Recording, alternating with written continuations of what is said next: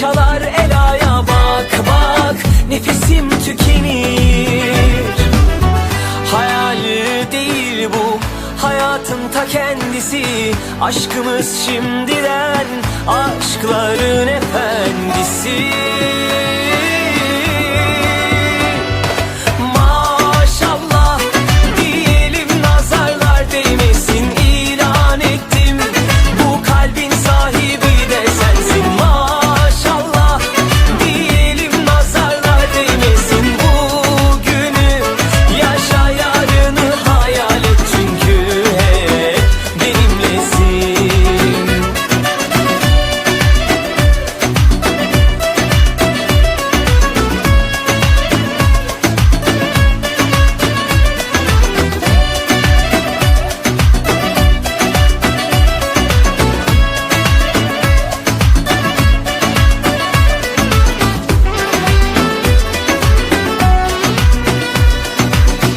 Ne kadar güzelsin, doyamam bakmalara. Sen benim her şeyimsin, sığdıramam sayfalara. Yaz yaz, kalemim tükenir.